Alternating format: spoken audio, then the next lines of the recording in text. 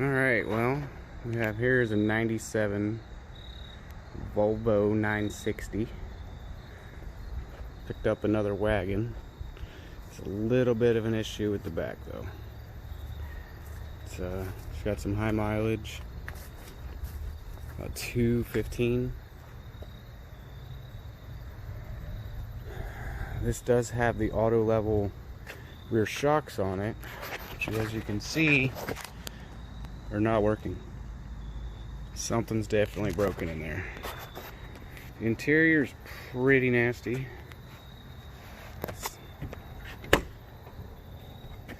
Definitely needs a good cleaning. But let's see what we can do with this thing. It's like somebody tried to flex seal the roof, the sunroof, and the windshield.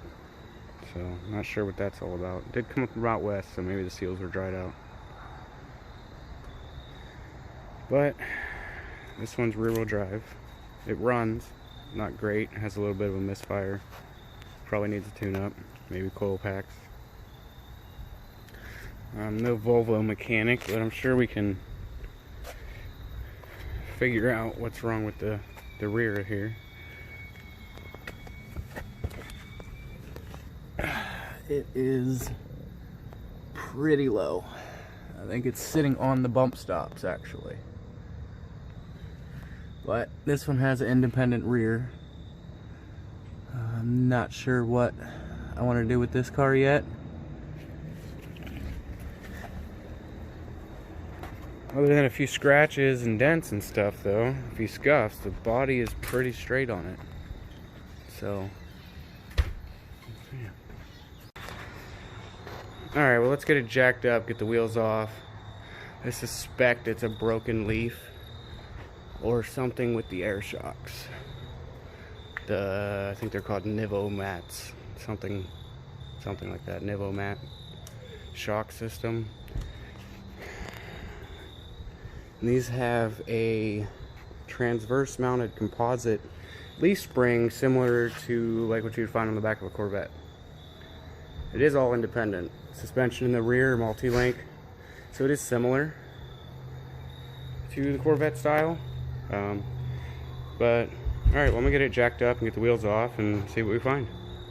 Alright, here we have the driver's side on the 960 wagon. Shocks don't appear to be leaking anywhere. They don't look wet. And this side of the leaf looks okay. It's got a nice arch to it. It's dirty, a little bit of surface rust in there, but it's not bad. I don't see this leaking at all, so I don't suspect this side is the problem. Let's take a look at the other side. Alright, here, passenger side, I mean, it's got a little surface rust on it. I don't see any leaking oil or anything from it. Everything's bolted. Oh wow, yep. That'd be the issue right there. Snap.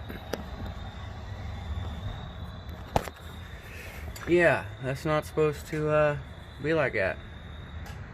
Somebody sent it a little too hard there. No, but that's gonna be fun to find one of those.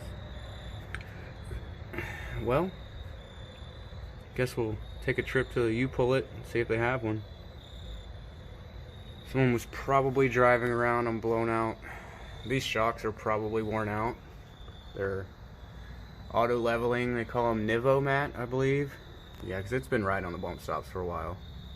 Looks like that on both sides. Those are probably getting really weak because those do actually hold a lot of the weight of the car, and as it bounces down the road, they kind of like pump themselves up to make your car level again. It's kind of a cool system, but I know they are really expensive, so we'll have to figure something out with that.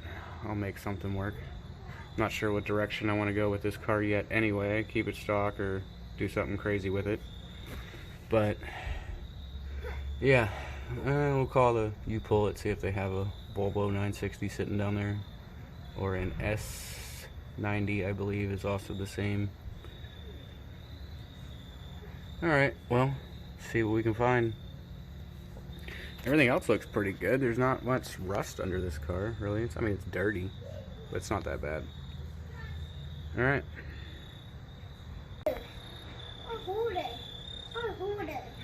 Well, we found one at the U-Pull It.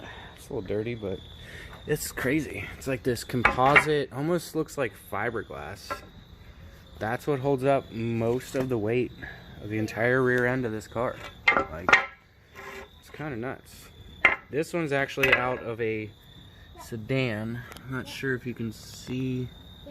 Can't really see the part number on here too well.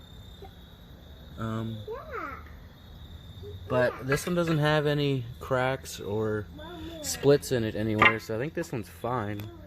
We did take it out of a, I think it was a 97 sedan without Nivomat auto leveling. So from what I've read, this is supposed to be a little bit stiffer than the wagons that had the auto leveling rear end. Don't mind my jack stands here. Have you seen the Harbor Freight ones? Yeah, I'm not using those again. I trust that a little more. Anyway, I guess it goes wagon with Nivomat is the softest. I'm not sure if I'm doing this 100% correct, but I believe it was wagon with Nivomat auto level was the softest spring rate. Next was the sedan without, which is what that spring came from. And then the next firm, the firmer one is sedan with auto leveling. Or maybe I got that backwards. Not sure. And then wagon without auto leveling is the stiffest spring. So we'll see what happens when I put the spring in here. It should hold up the back of this car just fine. It might be a little bit stiffer than factory ride, but it should be alright. Well, let's try to get this out, slap that one in. This is probably not going to be too fun. Got to drop this entire cradle down. Looks like we could take the whole thing out. I don't want to take the whole thing out. Let's see if I can leave most of the differential up in there. That's not oil, that's some kind of undercoating. Anyway, just 1, 2, 3, 4, 5, 6. I think there's 8 bolts that I see. And then probably take this out, take this off, take the upper off to try to give me a little bit more room so that'll all drop down. And I should be able to slide that spring out. We'll loosen this a little bit. We'll unhook it from here, and then this one probably doesn't have much pressure on it. The one at the junkyard, it had a little pressure, but I just kind of let it down on its own. We'll have to use a jack to kind of push it back up in once I get the new spring in, because it is under tension, and I don't have the special Volvo tool, but I took the other one out just fine. It's a little bit different under my car though than the sedan that I took that one out of. So let's get this done. Alright, got them all sprayed down, soaking. Looks like we're gonna need a 22, 17, 17, 17 for that. Those up in there. Like probably, I think there were 14. All these ones on the bottom of the cradle, I think there's 8 of them. Those are all 17s. And there's a bolt behind here. I believe it was also a 17. The inner shock, the other side of this, I think was also a 17. That one up there was a 17. Alright, well let's go ahead and get this lowered down. I got them all soaking, see if they all break loose. Okay, wait a minute. This, and that one are actually 19s, or maybe an 18. Because that 19 is a little loose. I'm going to smack an 18 on there. Well, got the spring out. You can see the new spring. Obviously the old one's the busted one right here. The new spring out of the sedan without the auto level suspension is definitely much thicker. So It should hold the rear of this car up just fine. Might be a little stiffer in the back. That's alright. Might be a little more fun with a stiffer rear suspension. Alright, well, it's sitting level now. Right about where it's supposed to be. Might be a tiny bit lower in the back, maybe ½ inch or so, but we need to get we're gonna need to get some shocks because they definitely are blown out. This side here's about the same as the other side. It's sitting nice and level now. That was not fun. It wasn't really difficult.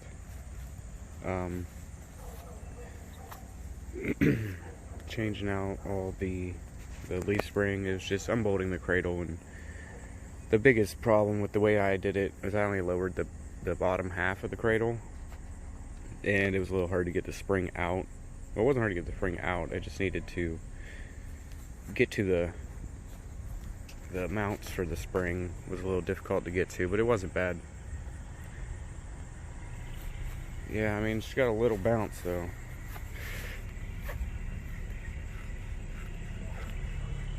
It definitely needs some shocks. So that'll be next, I guess.